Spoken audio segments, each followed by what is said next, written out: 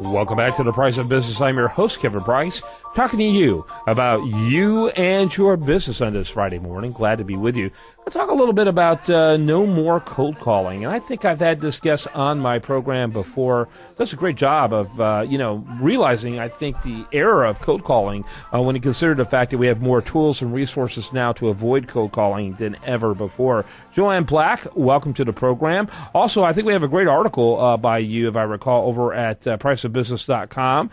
We have a lot of interesting articles, a series of articles over there on various aspects of marketing and sales, and I encourage you to check them out, and I'm sure Joanne's in that lot. Joanne, welcome to the program. Thank you, Kevin. Have you been on my show before? I have. It was a while ago. It was last fall. Yeah, absolutely, and so glad to have you on again. Tell us about nomorecoldcalling.com. Oh, well, it's about referral selling, and that is the key, because referrals means you have an introduction. So picture it like this. You want to talk to someone. You don't know how to get to them. You get an introduction from someone they know and trust, and you always get the meeting. You know, executives don't have talk to a salesperson on top of their list every day. I know, they're funny that way, aren't they? They really are. And so how do you get that referral? Where do you even begin? Obviously, you want to have, clients that are happy enough with you, which means you have better developed a relationship that's more than just a selling relationship with your client. But talk about, where do these referrals come from, these mysterious referrals? We have to generate them. And you spoke about clients. Every client I work with, I say, have you asked every one of your clients for referrals? And they sit there and look at me, because nobody has. And we think that, oh my gosh, they paid us. What right do I have to ask them? Now, of course, they're not going to refer you to their competitor, but they're glad to help. We just need to ask. Sure. Yeah, I think so. And I would challenge any business owner who's afraid of asking for that referral to figure out why he or she is afraid. I think you're right, knee-jerkly. We're asking for money from the client. How dare we ask for leads too? But if you're doing something awesome for your client, and if your client's getting more from your relationship than what they're paying, you really need to ask yourself why you're not willing to ask them. Because more than likely, if they love what you're doing, they're going to want to share that love with others. Oh, they will. In fact, one of my clients went on a referral tour. That's what he named it. And as he went and visited his clients, who's the CEO of a company, he sat down with them and they talked and continued to build a relationship. And his client said, gee, I didn't know you did that. I think we need that here. It's about staying in touch with our clients, building relationship. It's not one and done. We don't sell and then go on to the next one. Right, exactly. So tell us about strategies that can lead up to you asking your current client to give you those leads. Well, the first thing is to stop cold calling, and I want to define that, Kevin, because it's not just a phone call. So I define cold as you contact someone who doesn't know you and doesn't expect to hear from you.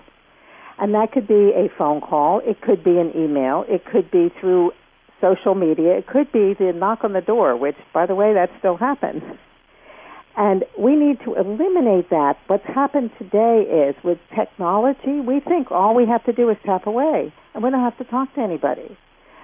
But referrals are very, very personal. Kevin, I'm not going to refer you just because you're a nice guy. I mean, I know you are.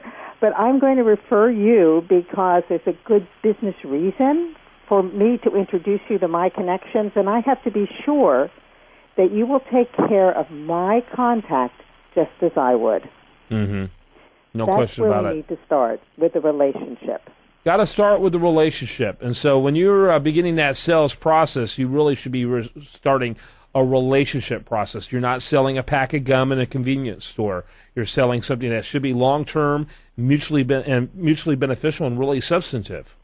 Well, that's it. And what happens today, that salespeople and business owners are in what I call a warm call fantasy, because they said, oh, you know what, I'm not cold anything, Joanne, because I have all this information about my contact. So I can send them an email and I can call them and talk to them about something that's really important to them. That is cold. It's ice cold if they don't know you and don't expect your call.